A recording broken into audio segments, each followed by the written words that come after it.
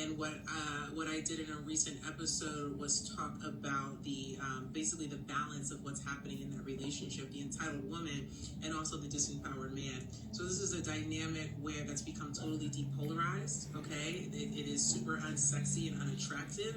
There's a healthy sexual tension that we like to have between men and women, but this kind of tension is like where the tension has broke. Okay, like it is really, really tight and not a lot of good energy flowing in that channel.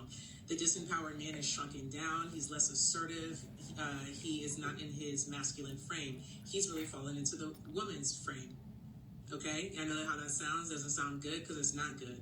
The woman's basically calling the shots. She is taking up more space, and the relationship is essentially inverted, like turned inside out.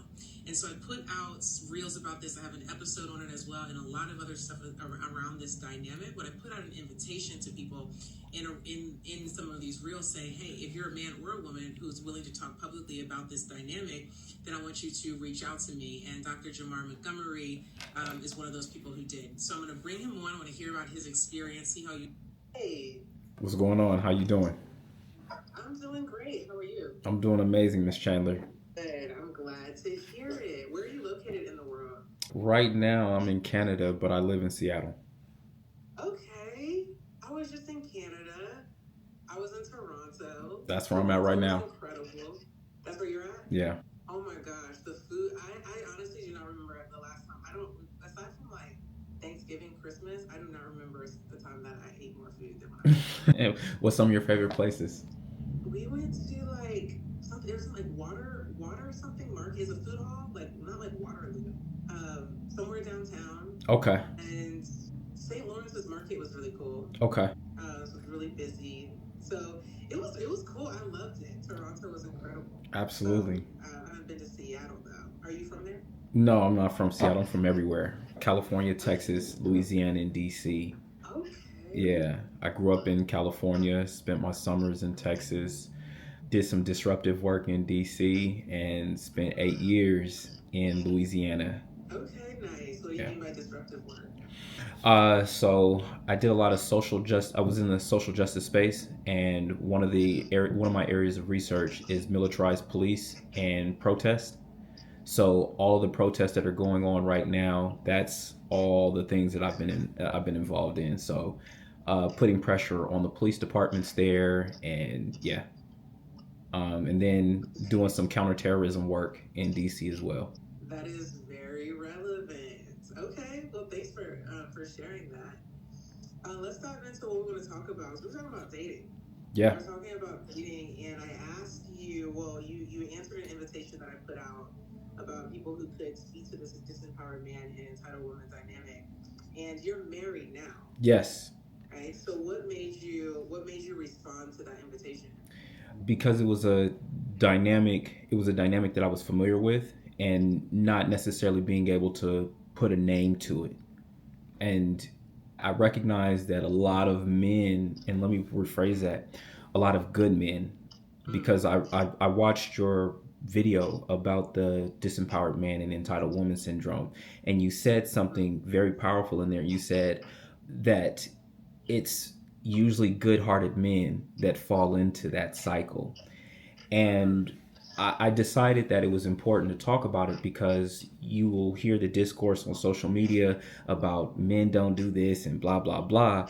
And you'll see the men, good-hearted men.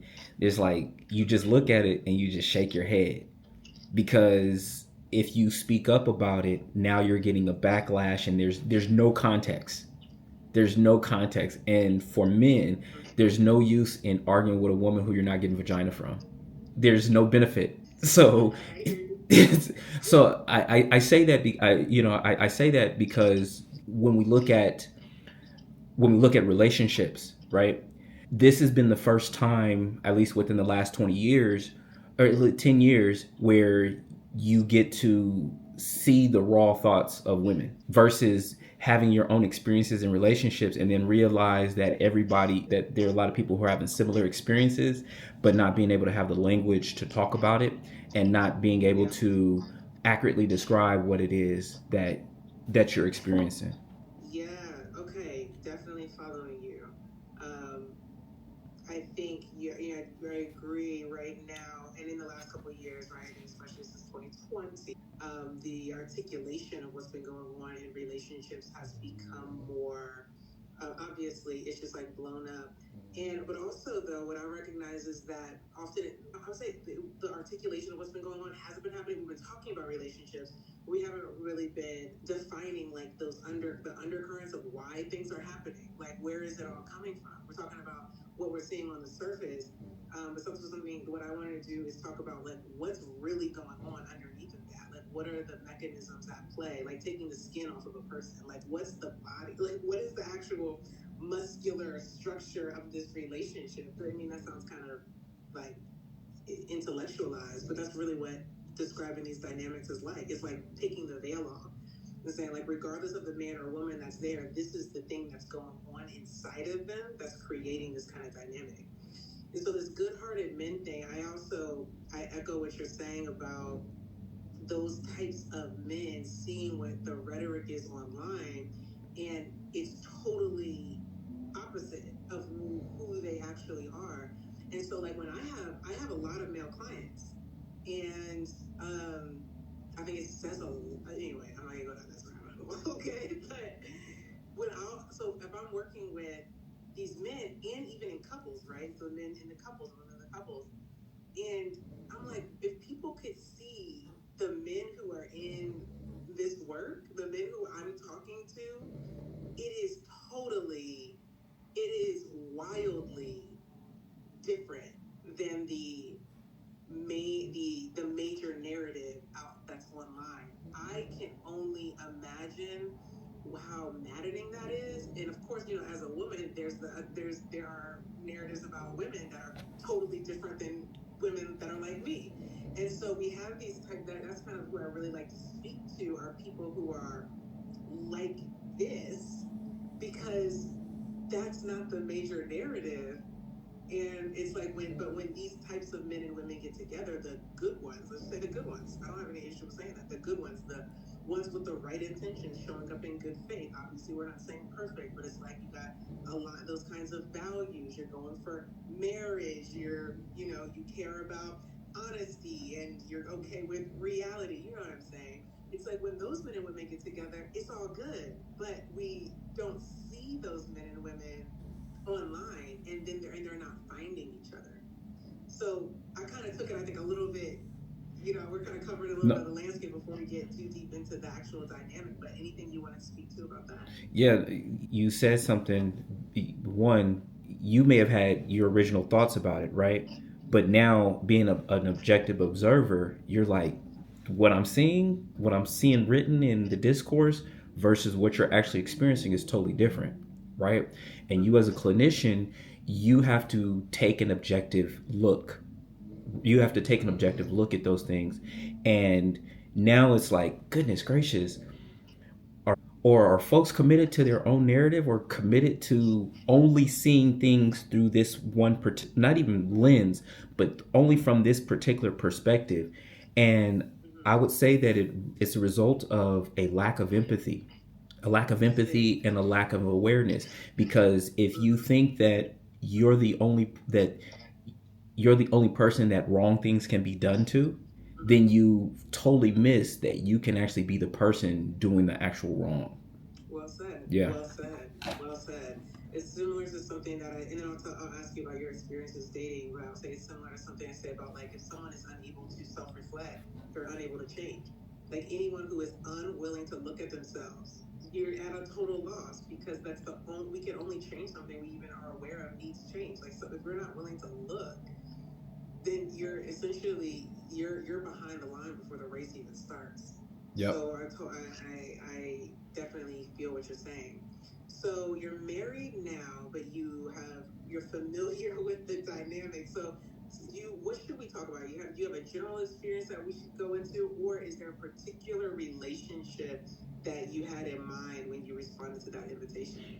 Yeah, there's a specific relationship that I have in mind, previous relationships, and even while you're trying to figure out marriage, right? You can fall into that dynamic and not realize it. And what happens is you what happened to me? The one thing that you're trying to do as a good man is you want to make your woman happy. And so we grow up in a society where our women are literally, I wouldn't, Kevin Samuel said about being put on a pedestal, putting women on a pedestal, but really a lot of our efforts and everything is very female centered and female focused. Why do I dress up? I could dress up for me, or I can dress up because I know that the women like that. And so our entire lives has been focused on what are the things that are going to make women happy. Then when you get into a committed or a serious relationship, now it's not about broad approval, it's about singular approval. What is going to make my woman happy? And if you haven't thought about the only person's happiness that I'm responsible for is mine, now what you start doing is giving up your power because you're taking on more responsibility than what's actually fair to yourself. So it's I blame the men. I blame the men. I love what you said in your video earlier about that women don't have self control to not take advantage of that. And because men, your identity shifts from just being a man, your identity shifts to being a husband or being a boyfriend or being a fiance. And so now those what's required in order to the level of commitment, the level of intentionality, the level of listening is different when you're saying you're my person, you're my partner, and this is what I'm going to do. So who can evaluate whether or not you're a good husband? Who's the consumer of the product? Your wife. Yeah. Who can evaluate whether or not you're a good fiance, right? The actual consumer. If you're not secure in yourself and secure in your own identity, you will find that because you will find your identity in their approval. The same way that they say if you live for their applause, you'll die by their critique. That's what happens in those relationships, and I found myself falling into those cycles. So the entitled woman, you're saying it's like, goodness gracious, like no matter it like it's rules for me but not for thee. Well, it's because you as a man, you're afraid of losing that woman. And if men are honest with themselves, it's because I'm afraid of setting this standard for myself. I'm afraid of setting this standard in my relationship because there's a fear that one, fear of failure. Because if I lose this woman, or if I start saying what it is that I need, I fear losing her. But where's that fear come from? That backlash. Right. The backlash. We could talk about the dynamic, and I'm with you, right? Like, Yeah. I think you're describing it well. We want to hear about your experience. Okay. So, like, what was like this relationship? You said there's one in particular that came to mind. Yeah. When did you know, or did you know during at any point where that it was like this thing is flipped in a way that is unhealthy or unsatisfying? Like, when do you think you became aware of that? Oh, when I found myself just being angry and not wanting to be around her. How far into the relationship were you? 6 9 months, a year. It's something that it grows because you're like, maybe I'm doing something wrong. Let me adjust. Okay. The thing was is I was giving her the benefit of the doubt that I might be wrong. Like, it's being willing to take responsibility kind of early before really checking to see, okay, what you have had to do with this. And then you're also in a relationship though with someone who essentially denies any fault. Exactly. Right? So Exactly. even if you do in good faith try to check, like, I don't know if this is all me, you're also with someone who will actually allow you to take all of the responsibility and like explicitly denies any fault. Yes. Exactly what I had experienced. It was very frustrating, and trying to hold that person accountable was like very difficult. It's like slippery. I don't. It's like slippery. Like it's like trying to hold water, right? Like you can't get on. You- What do you think? Because I there's a lot around the separation part, because there's something else that I mentioned, that dynamic is that inner conflict that a man has with himself.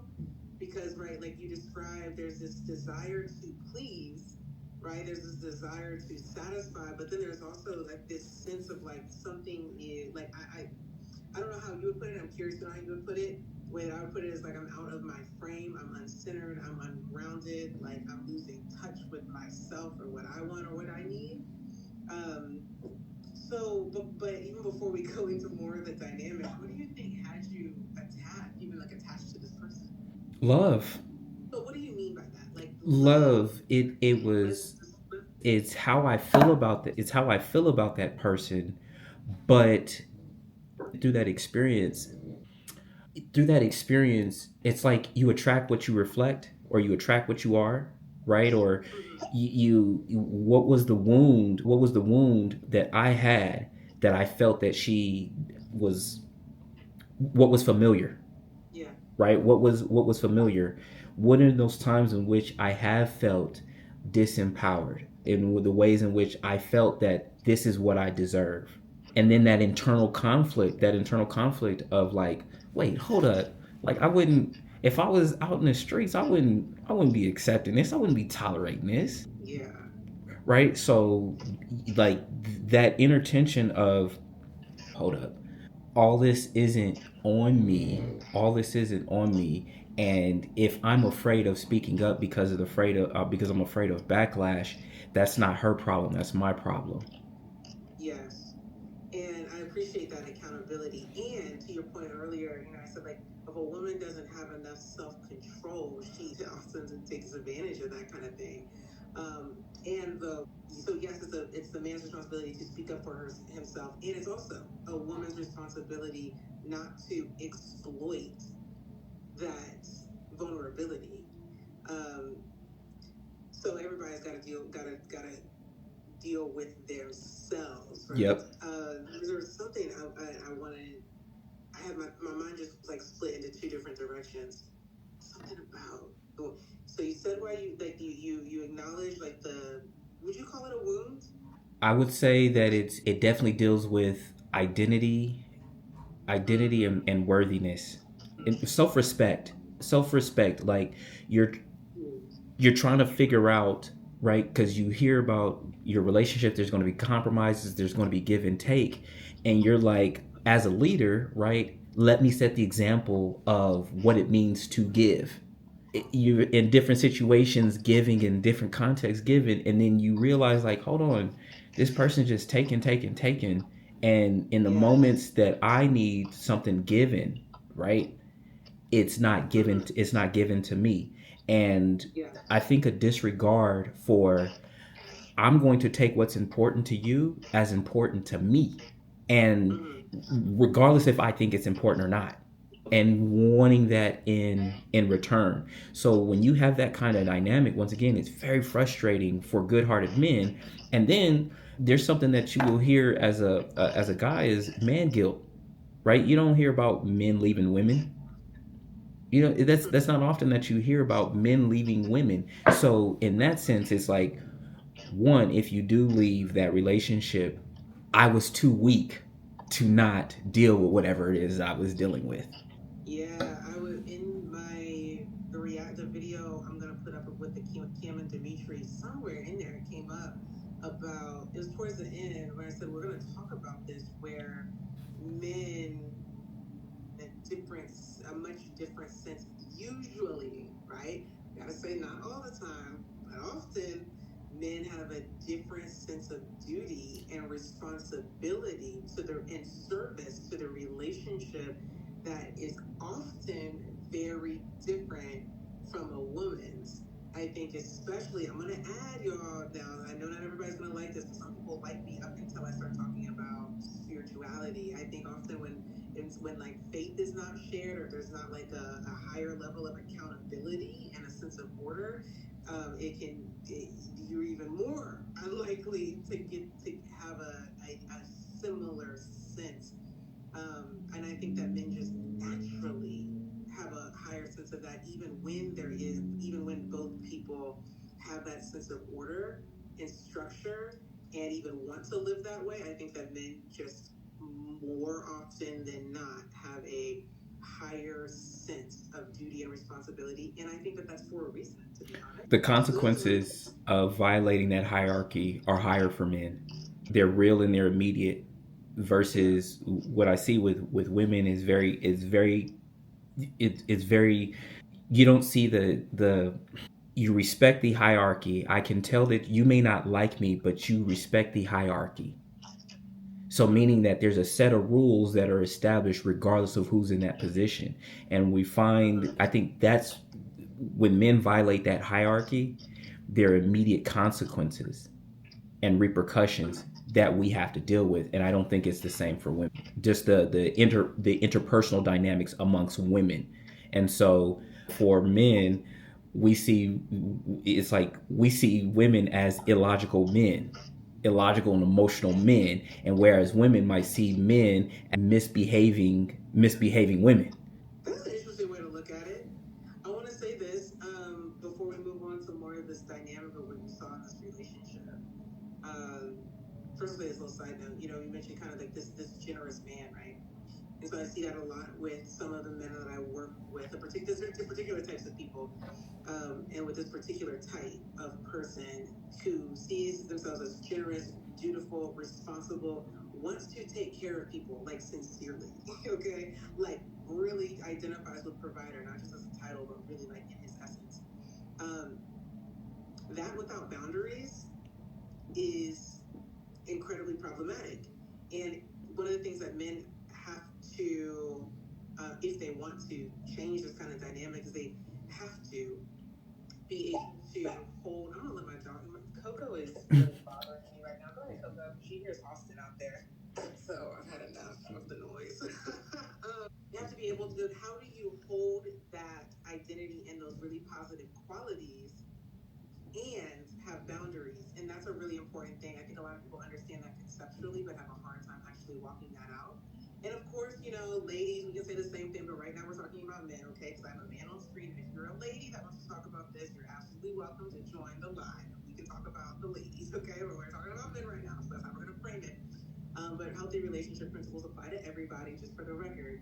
But men that are generous and dutiful have to also be able to have those boundaries, and it doesn't mean reducing your generosity. I think it's about like mitigating it. It's being more conscious about it. It's being more intentional about how those parts of you are showing up in the world.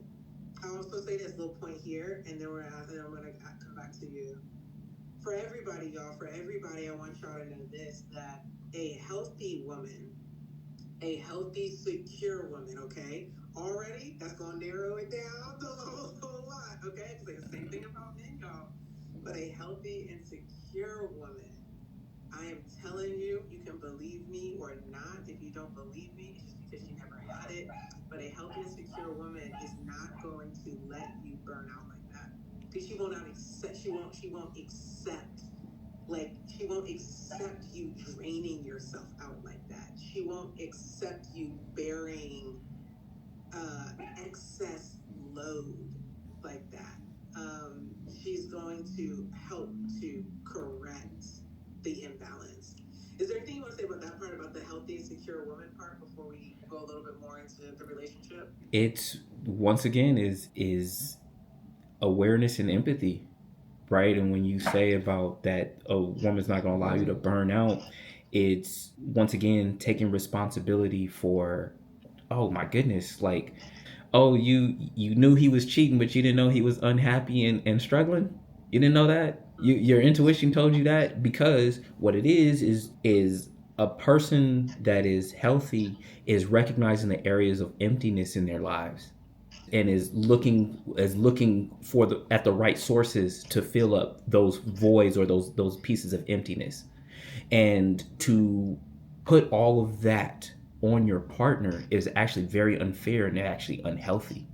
Like, that's the reason why we have community, because the only person pouring into you can't just be your husband, or it can't just be your wife. That can't just be the only person that's pouring into you. Why? Because the level of presence, that level of presence and patience that they have to have in order to be able to help you sort out what's going on with you. Well, they still also have their own emotional and mental load that they're dealing with. That's right. That's right. That's right. We gotta talk more about it. So let's go. Let's zoom back into this relationship that you were in. How long did the whole relationship last? We're talking about that dynamic, unhealthy dynamic.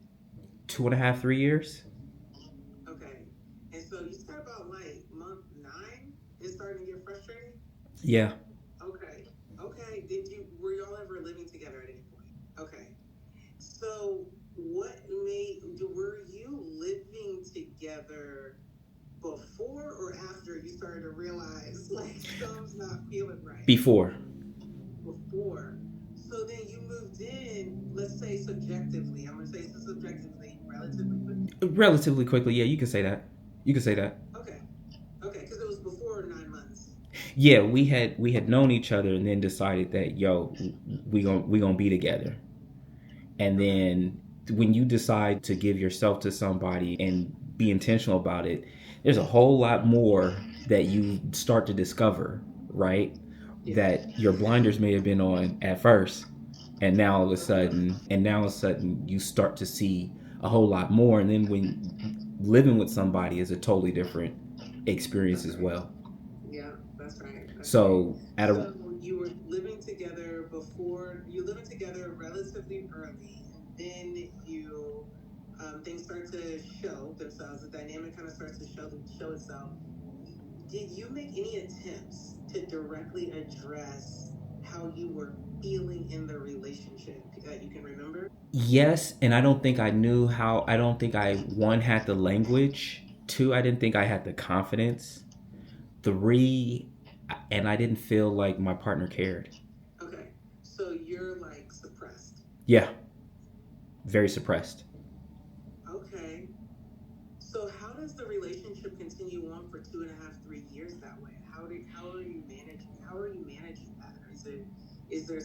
Is there any outlets? Are you cheating on the side? Are you just quiet to yourself? Are you faking and acting like you're cool? Like what is that looking like That's, over 3 years? I mean, in some relationships where it's shown up, I was cheating. On other relationships, I've noticed that has been a pattern in my relationships, right? And I'm looking at, oh, well, this is how I dealt with it here. It showed up as cheating. In other ways, it showed up as like just shit, and I wanted to be around. You know what I mean? Trying to figure that out. Or I'm focusing on the good moments. Yeah. I'm focusing on the good moments. And in other ways, I'm sitting over there like I'm talking to my friends, right? That's my outlet, right? That's my outlet of being able to do that, or taking trips, but realizing that, hey, I'm actually running from something instead of actually dealing with it. Yeah. Yeah. So the communication channel between you and this woman is closed. And y'all, language in the chat, like don't get weird in the chat because I will remove you. I'll block you. Oh God, now they gotta. Oh my God. Okay, am I normal on here? So is there a filter on me? Okay, so y'all don't be weird in the chat. Okay, you gotta. Okay, That's this is that. what I don't like. This is what I'm That's saying. my partner Alex talking trash. Oh, that's your friend. That's my partner Alex. He does this. He does this. He does That's it your friend. every time. Every time. That's why I don't even pay him any attention. I don't pay. I don't. Okay, wow. I wish I would have known because that's not what it looks like. That's not what it looks like. But okay, if you're cool, I'm cool. If you're cool, I'm cool. You two, y'all know each other. So you're like squished down. You're in this relationship for 3 years. There is cheating. I want to. Can we? Is it okay if we talk a little bit about the cheating, Jamar? Is that okay? Let's go. Okay, because I think this is really women on the other side of these situations often are shocked because they're like, I know they're shocked that you end up cheating because you're not that guy. You're not that guy that does that. But it's a cope, right? Well, I'm gonna let you tell it. I'm gonna let you tell it, but I want to, but it definitely is something that can happen in these relationships. I would say it's pretty common. It's pretty common. Like when men are really quiet, it's pretty good. They're not speaking up. It's pretty common to try to find that outlet somewhere else. And I do think it's important that, listen, I think we got to say there's never any justification for cheating. People do what they do, and that's always on them. We're always responsible for our actions. I can say a lot about this, but I think for men to be able to acknowledge that this isn't the only reason why people cheat, that a man cheats or something, but this is one of them, right? Like there are these needs not getting met, and though there's not communication about it for whatever reason, there's not communication about it.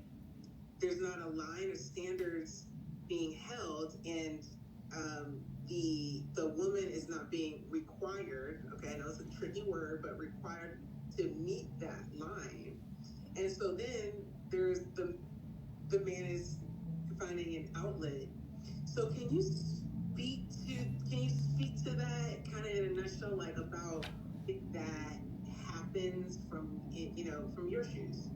Yeah, absolutely. So one of the things is one of the challenges in why in being able to talk about it is because what I have found, at least in my observation, is that when dealing with women, it is very difficult for them to disagree. It's very difficult for them to understand behavior that they disagree with. So, no woman that I've ever talked to has ever understood why a man cheats. No, and once again, it's like I'm not saying it's right.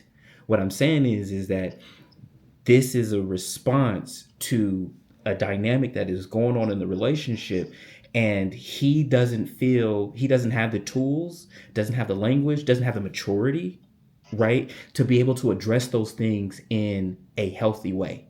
And so this is the way that's why I did it.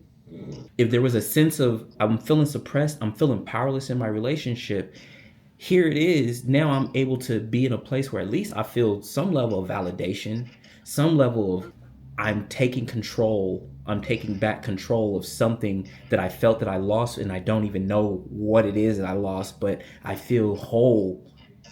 Like I'm not getting what I need over here, and yet, okay, since I'm not getting what I need over here with with my main thing, whatever I'm missing, I can get it over here with my side thing. Yeah, I appreciate It's once again, it's not right, right? It's not right, and thank God that's something that I don't do anymore. But recognizing, like, once again, is this is the part that I'm responsible for. I'm responsible for me stepping out.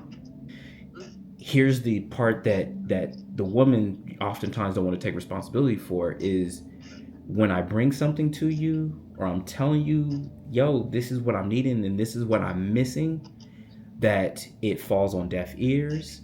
I'm being made to feel like my needs and my concerns are not important. And I now feel like I got to find my own happiness in order to be able to. it's a nice way to say I must cheat, right? I appreciate you articulating this and being open with us about it. I think we need to be able to talk about this openly. I think women need to. I think I need to have women on here talking about why they cheat. Okay, women be cheating too. Okay, And they're much better at it before so one of the challenges for I don't want to go. I don't want to. We gotta wrap soon. I don't want to go down that road. no problem, no problem. Thank you. So, listen, y'all. I'm gonna make a kind of a nutshell statement about this whole like cheating thing, because unless you're in like a therapist position, a pastor position, or a lawyer position, about the you don't typically hear about the actual conversations that are going on between the man and woman. So even as I hear Jamar say his part, I know there's a woman on the other side of that that's going to say, he didn't tell me that. He didn't say, yeah, I didn't know it was. So this is my point. This is my point.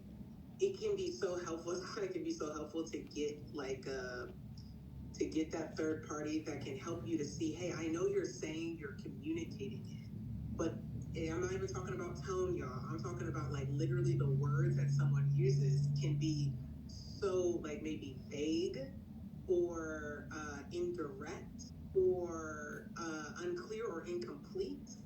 And so I'm telling you, y'all, I promise you, sometimes this is the case because this is what I heard. It falls on deaf ears. But sometimes the case is someone doesn't fully thoroughly understand what you're trying to communicate and how they need to adjust in order to meet that line. I promise you, y'all. And as long as men refuse to believe this, they're gonna have an issue. Okay, and I say the same thing if I was talking to a woman. As long as we have to understand, sometimes someone wants to be, and I don't know this woman, so I'm not speaking for her. I'm speaking in general. I'm speaking about principles. Sometimes someone wants to be able to meet your need. Sometimes someone wants to be able to take accountability and change the course, especially when they understand the consequences if they don't. And sometimes the way the course change, the audible, the new play that we need to run is not being communicated as well as you think you might be communicating it. Okay, I'm not blaming anybody for anything because I don't know what anybody's got going on in particular unless you're my client. So, and I say all of that because someone's going to say, well, you're blaming men for, or you're blaming men when she won't listen. I don't know what anybody got going on. I don't know what you got going on for real. But I am saying when we, especially, let's talk about again, land the plane in the context of cheating. Sometimes we think we said it. Sometimes we think they heard it, or sometimes we think they don't care, and sometimes they really don't. Someone do not care. But sometimes it's not being communicated in a way that it can really be heard and thoroughly dealt with. Okay, so I just kind of want to make that general statement about cheating. And I'm so glad that you're open to talking about it because I think it's healthy for us to be able to talk about this because it happens with so many people. And anything you want to say about that before we start wrapping up here? The part that you said about having a third party, right, and having a therapist or a counselor to be able to kind of help with that communication is so key because what's very validating for what has been very validating for me is that in relationships where I did seek counseling or had couples counseling, when I did that, is if the therapist was saying what I said without me having to say it. So then that let me know that it was like, if I'm expressing the situation and then the therapist is saying, well, this is what he's saying. And then I'm able to say, those are the exact words that I've said. That lets you, then that's, I would say, comforting in the sense of, I recognize that there can be communication gaps, but at least the communication gap, I made sure that I clearly stated it. So you're 100% correct on, you may not be communicating what you said and what was heard can be two different things, and what you said and what you meant may not necessarily land it, but being able to have a neutral third party being able to be there, that right there is so important. Yes, I appreciate you affirming that. And sometimes the other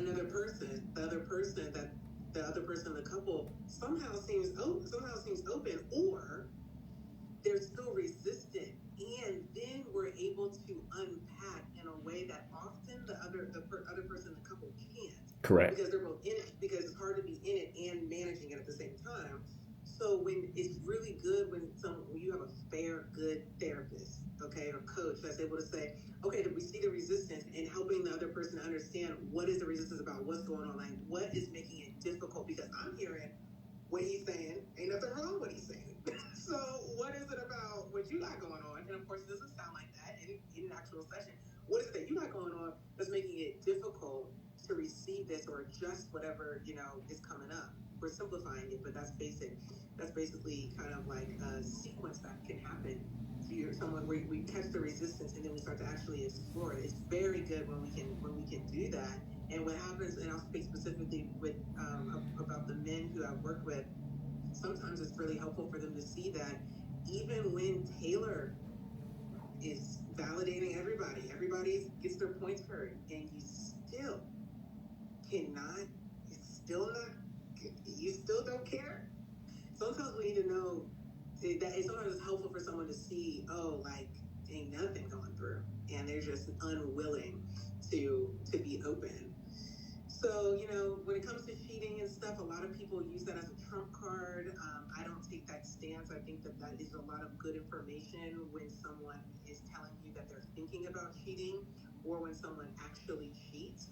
I'm not saying that anybody should stay for anything. Again, I don't know what anybody got going on. I do think, though, there is such good information around cheating, because there's a lot of good information about what somebody needs, and even if they can't articulate it yet, there's something there that could change the whole course of the relationship. But often people, man or woman, are so triggered by the betrayal, understandably so. So is so upset by the betrayal that they don't want to be curious about the action. They don't want to be curious about it. But again, I'm saying there's a lot of good information in infidelity. Don't do it. Don't do it. I think it's clear what I'm saying, though. Yeah, absolutely. And like I said, it now being married, like it's now being married, I'm glad that I was able to work through those particular things before, you know what I mean? Because now it's recognizing, one, immaturity, two, an inability to communicate, three, bravery, right? To be able to explore that within myself and be able to explore that with somebody else about, yo, this is what I'm feeling, and this is how I'm interpreting it, right? You have to have those despite what the other person may have. They may not be a safe space to talk about it. That doesn't take away your responsibility from being able to communicate that. Yeah. Totally. Keep the bar high, and another person is either willing to meet you there, or it gives you good info on what is not present, and what you need to, and you have to make the wise decision for yourself. Yep. What is it like for you? This is gonna be maybe my last question. Now being married, and you said, because you said you worked on the stuff. That was exactly what I was gonna ask you. Like, how did you particularly work on the things? You worked on the stuff. You got married. What is the difference? Like, when you think about this dynamic in previous relationships, and now, I'm assuming this is not in your marriage, but you tell us, like, what is it like now being married compared to the dynamics you had in the past? So now being married is recognizing, what do I want to live with? Like, what is the dynamic that I want, that I can see myself being happy with and living with, right? And that requires for me to address, like, oh no, I'm not going down that road of being disempowered. I'm not going down that road of taking on your responsibility versus taking on my responsibility, right? And as you said earlier about when those frames change, it kills attraction, it does all of that, right? And that's my lovely wife in the background right now. Hey, Mrs. Montgomery, thank you for allowing sharing your husband with us tonight. She didn't hear you, but yeah, I'll let her know. But yeah, now it's recognizing, where do I have power, right? I've got these experiences from these past relationships, and it's, once again, it's on me as the man to decide what kind of dynamic that I want to have in my relationship. Why? You see that men are less likely to leave their women, and men, in whatever, you could use the not all men, whatever, but they're more likely to endure out of a sense of duty. Well, what do you get for your duty, right? And when you go to work, you're at least going to be in an environment where you're getting something for what you're doing. You're at least going to be in an environment where you can see the light at the end of the tunnel. So I think as men, me as a husband now, it's really looking at, what is it that I want? What is it that I want? What is the dynamic? What is the vision that I want to co-create with my wife? But also, what is the vision that I have for how I want to feel and how I want to show up, and what allows me to remain grounded, to not be angry? What allows me to stay grounded and show up in the way that I want to show up on a daily basis. That's so good. That is so good. We can tell. Jamar, is so good. And, we'll really wrap here and hearing you say, wait,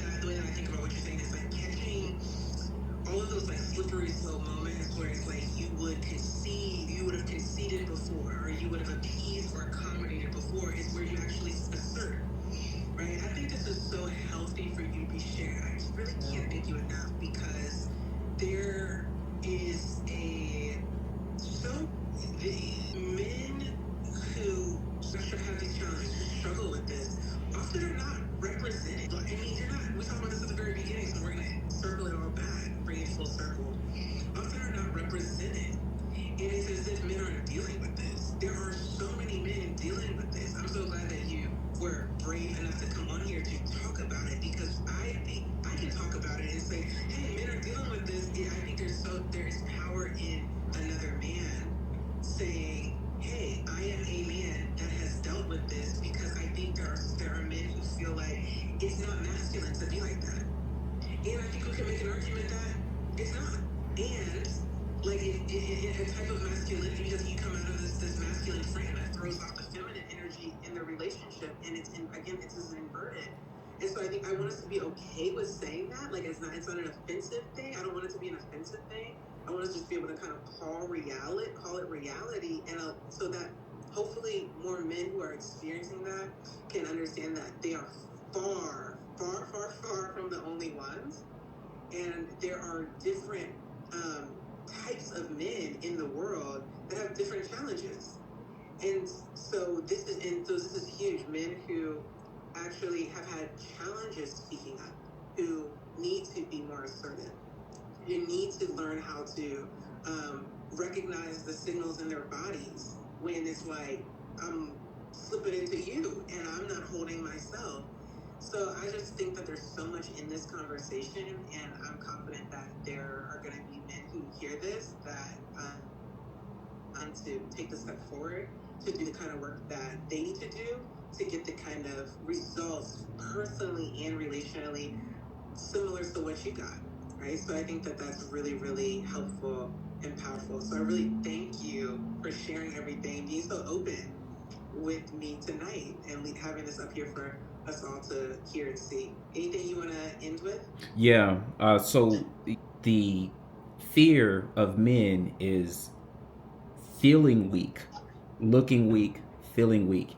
And when you fall into that dynamic, it's now I have to sit with myself of that I feel weak, and that I also feel less than because I feel that my woman sees me as weak because look at how she's also treating me, right? And part of taking that power back as a man is being able to admit that to yourself and admit that to your trusted circle, right? Where you can say that, because then you're correctly diagnosing the problem. This is what's happening. This is what I feel. I feel weak. And this is why you feel weak, because you didn't assert your boundaries. You didn't assert this. These are your core values, and being able to sit with that. And once men start doing that, and once good men surround themselves with other good men who are emotionally intelligent, you don't hear about it publicly. Because once again, I'm not going to argue with somebody that I'm already dealing with a woman that at times I feel doesn't understand. Why would I argue with a random and know that you don't understand, right? So I just want to encourage men to really sit down and be honest with themselves about how they're feeling. And once you are able to identify what you're actually feeling, you now can give yourself a different narrative and different perspective on how to move forward. We'll end right there. Thank you so much, Dr. Jamar Montgomery. Certainly appreciate you. We'll stay connected, and I hope everybody has a good night. Well, I'm looking forward to calling you Dr. Chandler. So you do that. It was pleasure speaking with you. Yeah.